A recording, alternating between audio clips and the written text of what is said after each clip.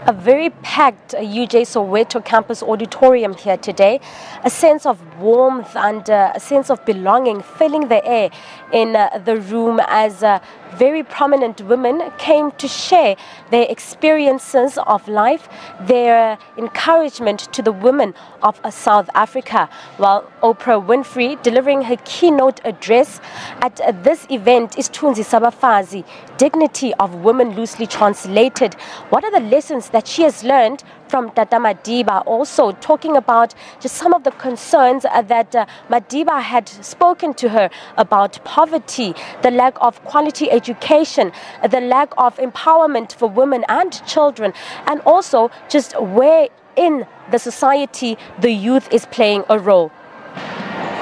He was most concerned about how poverty bred violence, how poverty brought about a lack of health care and a proper education. He was concerned then, as I am concerned now, about a generation of young people who are not being empowered with the quality of education that they need and that they deserve to fulfill their natural-born intelligence and potential. Young people who are discouraged and turn to alcohol and drugs and crime or worse.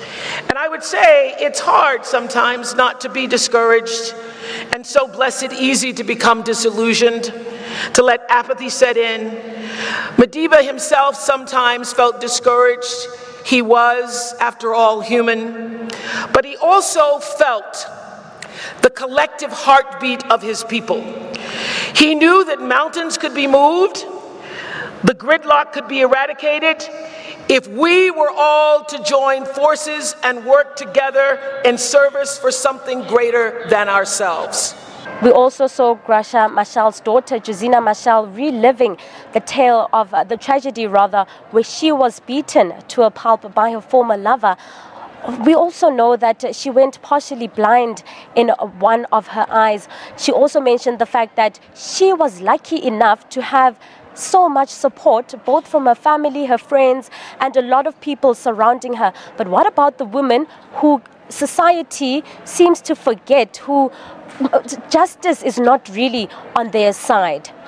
Most importantly here, what are the men in our society doing to ensure that the scourge ends? We have now learned the importance of casting the nets wider. That is why ourselves as UN Women, we work a lot with men. Because we recognize that the men have to be responsible for creating the change that they will also enjoy in society. So our campaign, He for She, is about mobilizing men to stand up and be counted and be active in changing the status quo. In Josina's case, in the best world, it should have been men in that society, the friends of the partners. This is what I'm sending out to men, who must come out and say, Jita, this is unacceptable. We are the ones that will make sure that justice is served. We need men to be the ones who say, I will not marry a child. Men must end child marriage. Men must be the ones who say, I will just not beat up a woman. Because if men decide I will not beat up a woman, case closed.